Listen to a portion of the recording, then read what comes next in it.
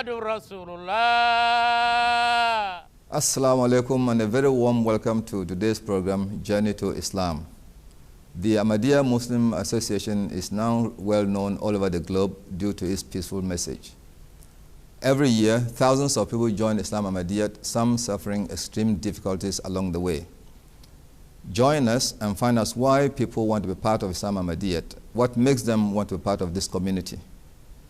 On this program, you'll be hearing inspirational stories firsthand by people who have converted to Islam Ahmadiyya. On today's program, we have a missionary, Tahir Selby, who has come to share his story with us, who was not a Muslim before. He has quite graciously agreed to share his story with us today. Assalamu alaikum, Tahir Selby Saib. Wa alaikum assalam wa rahmatullahi. Welcome to today's program.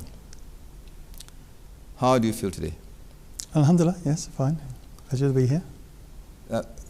Can you give us a bit of your childhood?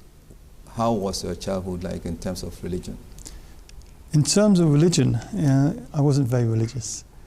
As I grew up in the Church of England faith. I used to go to the church very often, but not really for the right reasons. I used to go there to sing in the choir. I used to go for the church club, mainly to play football and other activities. And I used to go actually to the Cub Scouts and the Sea Scouts, which had the base on the church grounds. So I was often in the church or around the church, playing around the church, but not really as a worshipper. And I wasn't really a believer. I didn't disbelieve in God. I just didn't feel the need to believe in God. I was more lost in the pleasures of the world. And that went on throughout my childhood. As you grew up, did your views about God change? Not as I was growing up. I remember when I was about maybe 16, one of my school friends from primary school met me in the street, and he was a born-again Christian, and he started preaching to me. And I remember running away very, very quickly, making an excuse and just leaving. So for a long time, I wasn't interested in talking about religion or having anything to do with religion, much to do with the youngsters of today as well. It wasn't until about 18, 19 when I first started coming into religion. Why were you not interested in talking about religion? I was more interested in the world. I thought if there's a God, I'll worry about God when I die. This is the time for living. And, you know, the pleasures of the world was there. So I was enjoying the pleasures of the world, and I was having fun doing it. So religion had no part. To me, religion was very restrictive. And why should I live by those rules? I wanted to be free. I wanted to enjoy life. And so that was my attitude in those days. Right. So at what point in time did your mind change? Well, what happened actually, one time there was a group of us, and one of the people was a Muslim. I didn't know, well, an Asian, let's say. And just to make conversation, really, I was just asking that, what is this about arranged marriages? And why don't Asians mix like everybody else mixes? So it was, like I say, just conversation. I wasn't really interested in the answers, but just what to speak about, and this is what I chose to speak about. But that person, instead of answering the questions, gave me a book, which was the Philosophy and Teachings of Islam.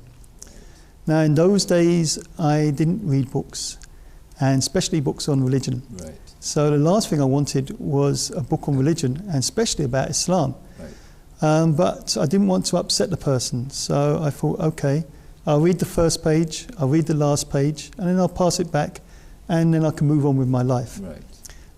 But what happened, I started reading the book. I'd done a Philosophy and Teachings. It's a deep book, I'm sure you've read it. In the beginning, it talks about the different stages.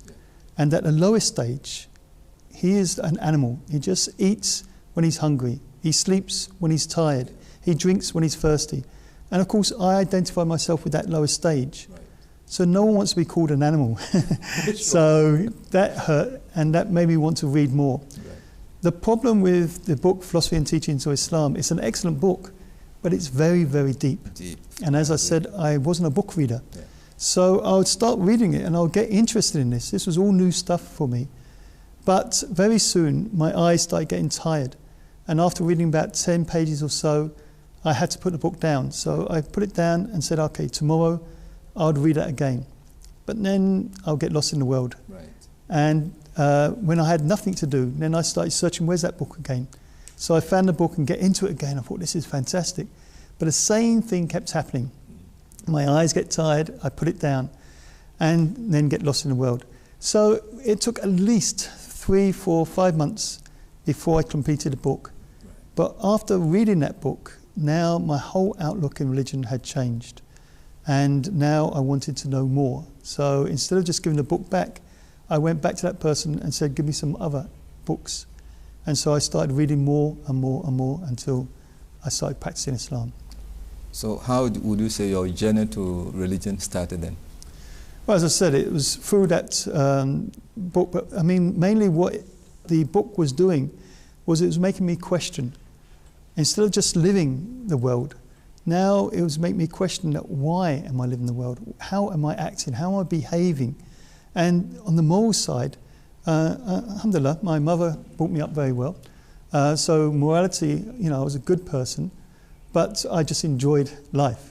But now it was making me question about what I was doing and why I was doing it. And it hit many of the questions that I had in life, that we're just going aimlessly through life. There must be more to life than this. And so it started giving me that ideas, that purpose that I was looking for. Right. And so the more I was reading it, the more I was identifying with not only my poor state, but the poor state all around me, and how I need to change it. Why have I settled for this life? What's it bringing me? This book was opening up more ways. Find out about God. Develop your relationship with God. And so it opened up that for me. It brought God into my life. Right. So when it opened your eyes to God, so to speak, why didn't you go to, say, Christianity to find out more about God? Because you were born a Christian. Well, good point. But Christianity hadn't done anything for me. I used to go to Sunday school and things like this. Right. But there were issues I had which wasn't getting solved with Christianity. Right. I mean, I know in Ahmadiyyat we often feel that every Christian believes that Jesus is God. But the reality is that this is not the case. Right. Most Christians don't believe that Jesus is a God. Yes, once you start examining it from an Ahmadiyya point of view, then you can see where they're coming from. That yes, we do place Jesus higher than man. Yeah. But normally, if you ask myself or a Protestant in those days, we would say, no, this is Catholics. They believe Jesus is God. We don't. We believe him just to be the Son of God. But still, there was many questions about Jesus, what was unfulfilled in me. And this book, this was now, like I say, opening up more ways. And so I wanted to read more about Islam. And I think one of the early books I read after that was Excellent Exemplar by Sir Muhammad Zafrullah Khan, about the life of the Holy Prophet Muhammad. And I remember that I was reading this book and saying to my brother, that, look, these people, they fought, and there was only 300 of them fighting 1,000, and he's saying, no, it can't be happening. I said, no, it's written here, it must be true. And so when I started reading about the Holy Prophet's life, again that inspired me, and everything about him was good to me, and I wanted that. It was making it more interesting. So, I don't know, Christianity just didn't appeal to me, right. But Islam did appeal, and so it drew me to Islam. Right. So from then, what did you do? What was your next step? Well, then obviously the first thing is you find out about the different sects in Islam. Now again, most English people believe that Islam is one. Right. And once you start looking into Islam, then you find there's this mess. There's so many different groups as such. So I didn't want any of that. I just wanted to be a Muslim and follow the Holy Quran as best as I can. But in my mind I was thinking, if I had to join a group, then I'll join this group, the Ahmadiyya group, because I liked what Hazrat Mirza Ghulam Ahmad, the Promised Messiah, and Imam Mahdi had written, And so if I was going to join a group, it was that group. The more I started reading, then obviously it becomes clear to you that Ahmadiyyat is the right way, and unfortunately other Muslims have lost their way as such. Now I remember my brother, he went to university, and after university he was lost for a little while what to do. He didn't want to do the career that he studied in university. And we had to practically drag him out and say, look, just find a job. So he became a security guard for the Iranian embassy. Now, that was just before the siege of the Iranian embassy, and he was a security guard there. Now, when they found out that his brother was studying Islam, they were very, very happy, and they treated him different to the other security guards.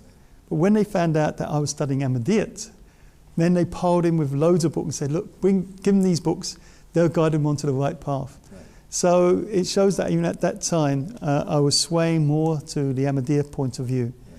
But slowly, obviously I started trying to do different things. So the first thing, of course, was prayer. I remember asking my friend that, I don't know what I was thinking, but why? How do you pray? So I was given the Salat book, and I was shocked that there's all these different positions and different words to learn. So again, I said, I don't know what was on my mind, but I started to pray. And then fast Ramadan came. And so I thought I wanted to try this experience because I was into new experiences at that time. So I felt I would like to try fasting. And although it was like this time, the longer stays, I found it very easy. But after 1 week, my mother put a lot of pressure on me and said, you're wasting away, you've got to stop. So I fasted for 1 week, and then I left it for 1 week. And then I said, no, I'm going to fast again. So I fasted for another week. And then again, my mother started putting pressure on me, so I left it. So for the first few years, that's what I did. 1 week on, 1 week off, 1 week on, 1 week off. And so I started practicing more and more Islam over the years. Now, at what point did you decide to do the initiation to actually become an Ahmadi? Well, yes. First thing was coming to the mosque. That was the last stage. By that time, I felt I'd been a Muslim. I was an Ahmadi Muslim. I regarded myself as an Ahmadi Muslim. Yeah. But I was still unsure, were they going to accept me? I was white. So, I knew that most of the people, they were not English. So would they accept me? So this became a stumbling block. Right. And I keep thinking I'm going to go, and I was saying to my friends, and they're saying, we'll come with you. I said, no, I'm going to do this myself. But I still wasn't going to the mosque. So that year, I fasted throughout the month of Ramadan. And every day I keep feeling I will go to the mosque, and every day I found a reason. So finally, I decided to go on Eid. And this time, I took a day off work. Now, as I said, in those days, I was still quite materialistic. And so taking a day off work was losing a lot of money. So therefore, that gave me that incentive to go. I said, I was still backing out, but I said, well, I'm losing work now. Let me go. So that was before the Khalifa, the fourth Khalifa had come. This was back in 1980. It was Eid in 1983. So I parked outside the London Mosque, and I waited and saw a family coming. I don't know what I was thinking, but it's a trick that I used to do when I was young, that you just join a group as if you're part of that group. So I joined with this family as if I was part of this family. Obviously, they were Asian, I was white. It was obvious I wasn't. But anyway, that brought me into the mosque. And then I went straight into the London Mosque. And I sat myself down. Now, in those days, Sheikh Mubarak Ahmed, he was the Imam of the London Mosque. And alhamdulillah, he did it in English. So first, of course, the prayers started. So I got up for prayers. And of course, they did the 7 takbirs. And I thought, oh no, I've been praying wrong. So then in the back of my mind, I thought, maybe there's something different about Eid prayers. So anyway, I carried that on, and then I listened to the khutbah.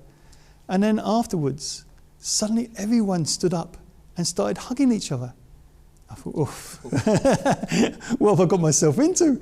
What is this? And I was thinking, what's this craziness? Everybody was hugging each other. Suddenly someone put their hand on my shoulder, and I jumped a mile. So So I said to them that, what's going on? Why are they hugging each other? So they said it's the joy of the day and they're just embracing. And then he introduced me to the Imam and introduced me to many people.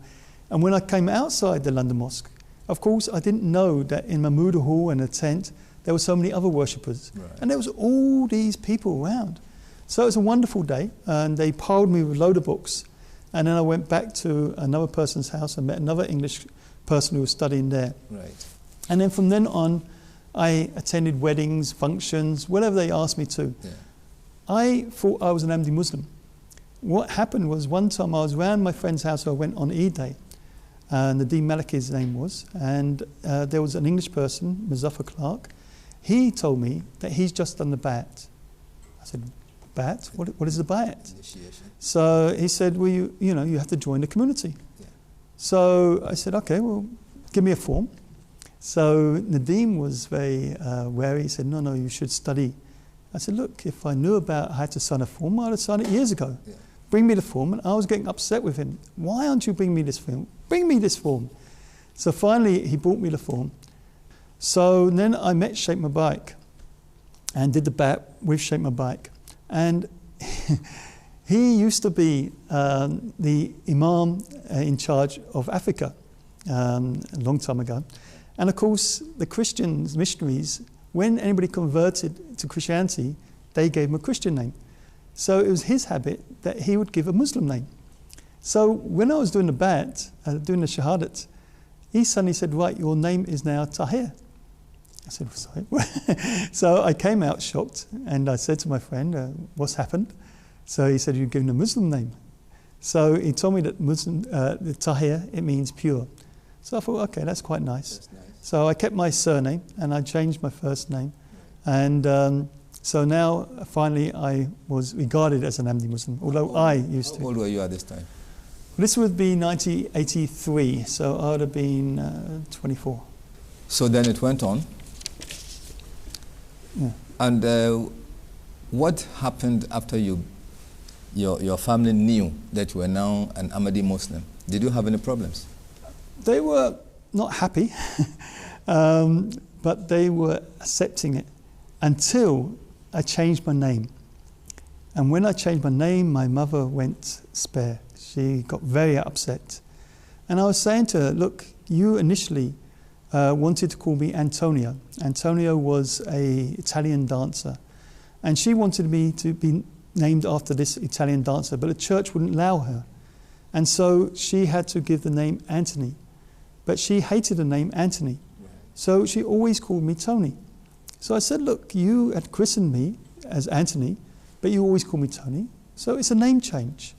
But still, this was a big issue. So it wasn't a problem. I said, look, you call me Tony. But I went to work and I put a label here and wrote Tahir. And I said to my work colleagues that you can call me any name you want.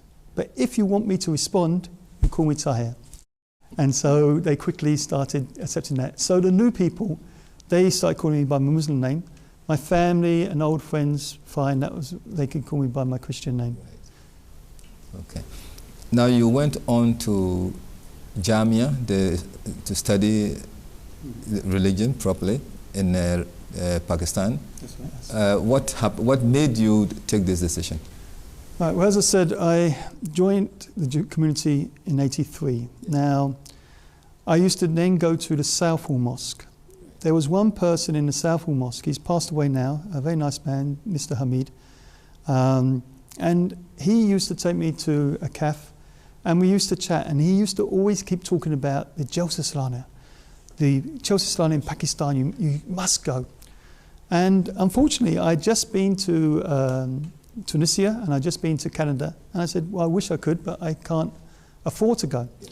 But I liked hearing his stories, and he used to tell me about the Jalsa and how wonderful it was. As I said, my father passed away the year before. Right. Now, suddenly, some money came through. We wasn't expecting it. It was a work pension. We didn't know anything about it. But suddenly, some money came through. And I thought, well, that's a shame. If I had this money earlier, I would have gone to Pakistan. Yeah. Well, some of the people there in Southall, they worked at Heathrow Airport. So they said, look, if you want to go, we'll get you a ticket, no problem. Yeah. So I said, okay, get me a ticket. So I went very late, so late that I missed the Qadian Jalsa. Yeah.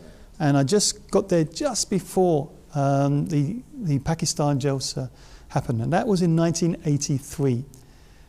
There was 250,000 people from all over the world that attended that Jalsa. And part of it was that there were many African students who were studying to be missionaries. They come from Africa, they studied in Africa, and the top people had come to Pakistan to get a further degree. So I'd heard a little bit about Jamia, but I hadn't taken it serious. But now I started meeting these African students, and I started prizing information from them, because the only thing at that time that really interested me was religion. I worked, but that was just for money. But religion had caught a hold of me, and that was my whole life. So in the back of my mind, I was thinking that I've done many bad things in my life. This is a good way to win God's pleasure. And so I started asking them questions and finding out more and more about what Jamia is. But still, I didn't commit myself. I wanted to go home and see what everybody else felt. But I, in my mind, felt that I wanted to go to Jamia.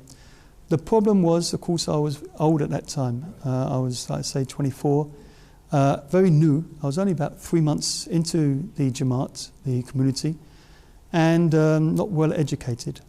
So I didn't think they would accept me, but it was my desire. So I started asking my family. I didn't tell my mother because I didn't think, as I said, I would be accepted. I didn't want to upset her for no reason. But my stepfather, my brothers, and so on and so forth. So they all said, look, it's your life. Do what you want. I said, well, this is what I want. So then I wrote a letter to Hazur and posted it to Hazur. And fortunately, Hazur, alhamdulillah, accepted my application and told me to come to Jamia in September 1984. From then on? Well, you know what happened in 1984. In 1984, Hazur came to England. Yeah. So I met Hazur, of course, at the 1983 Jalsa. I was very fortunate, in fact. I met him twice, but one time was a personal mulaqat, one was a group mulaqat. With the personal mulaqat, my time to come, the time had run out, and it was prayer time. So they said, come back after prayer. So now the mulaqat time had finished, so Hazur was free. At that time, he was only giving a minute, 2 minutes if you're lucky. But now I had about 10 minutes with Hazur. And Hazur said to me that you go back and you motivate the youth. I thought, thank you. So this was a duty he tasked me. So I came back and I started motivating the youth, getting them to come to the mosque and so on and so forth. So then, of course, because of the persecution in Pakistan and in the ordinance that they decreed us to be non-Muslims, so it was felt that Hazur, being Khalifa, the spiritual leader for the whole world, if he spoke anything about Islam, then they wanted to arrest him and kill him. This was the whole real purpose behind the audience. And so they advised him that you leave Pakistan. So Hazur said that I'm not going to leave if there is a warrant for my arrest. But at that stage, there was no warrant for his arrest. And alhamdulillah, I think you know the story, but I'll tell a story for the viewers, that he travelled to Karachi. Now, Zia-ul Haq, the president of Pakistan, had given instructions that do not allow the head of the Ahmadiyya Muslim community to leave. But he wrote Hazrat Mirza Nasir Ahmad, the third Khalifa, instead of Hazrat Mirza Tahir Ahmad, the fourth Khalifa. I don't know what happened to that person once Zia found out, but anyway, so Hazur came to this country. So that was, I could say, in 1984. I was very fortunate that I was told when he was coming, so I attended the very first meeting. Yeah, I'm not cutting you short, but I just wanted to tell the viewers, about your personal journey, how you moved to become a missionary of the community now. Okay, so as I said, Hazur came to this country. I had a few months with Hazur, but then I went to Pakistan. So in 1984, in September, I went to Pakistan, and there I studied for 4 years, and studied with many African brothers, especially from Ghana, and they were very close friends of mine. And alhamdulillah, it was a wonderful time.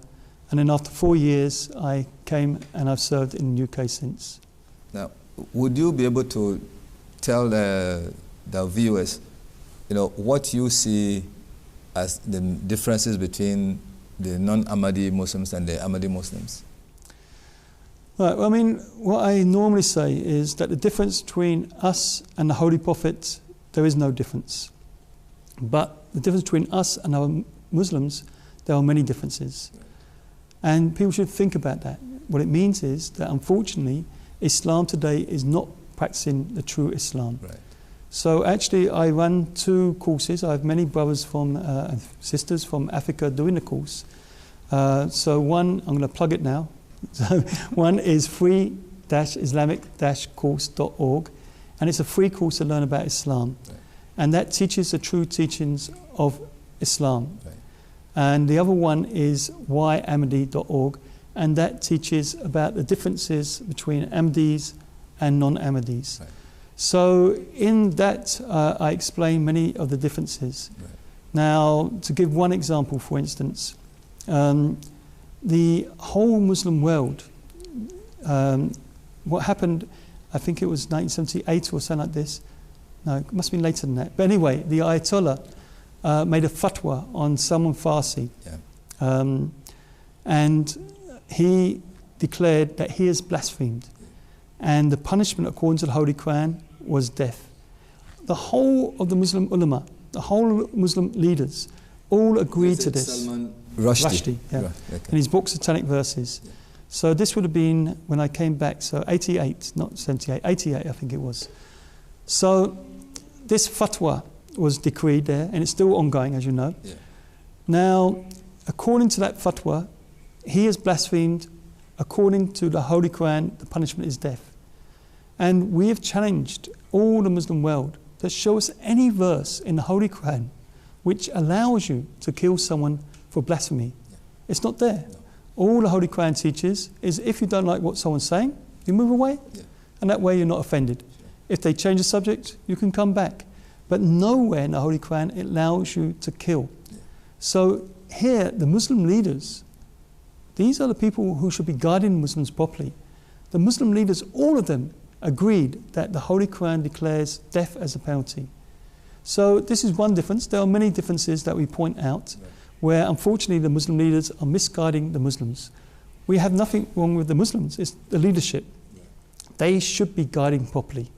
And that's their responsibility. Just like for myself as a missionary, Right. it's my duty to guide the people properly. Yeah. So this is where we feel that they're failing. Okay. Thank you very much. We are coming to the end of our program. All right, Is all there right. a message that you would like to give to the viewers? Because there are some who are maybe in your past situation and they may be having doubts. Would you have to say anything to them? Of course, for all those brothers and sisters in Africa, I know they're going through a lot of trials and tribulations. There's so many difficulties there. And the main thing through any trial and tribulation is to turn to God. And so they should pray to God, because at the moment the world's going in 2 different directions. Either it's heading for another 3rd World War, and that could be nuclear, and who knows what's going to happen after that. Or the alternative is to turn to God. So no one should want to go in this direction, nuclear war. So if they want true peace, true inner peace, the answer is to turn to God, remain steadfast through these trials and tribulations. And if they do that, then inshallah they will find that peace and God will guide them to the truth. So this is what we hope and pray for all the brothers in Africa and all the sisters in Africa, that they do find that peace and comfort from God. Thank you very much for sharing your story with us, Pleasure. Brother Tahir. Now, dear viewers, this is all we have time for. Until next time, Assalamu alaikum wa rahmatullahi wa barakatuhu.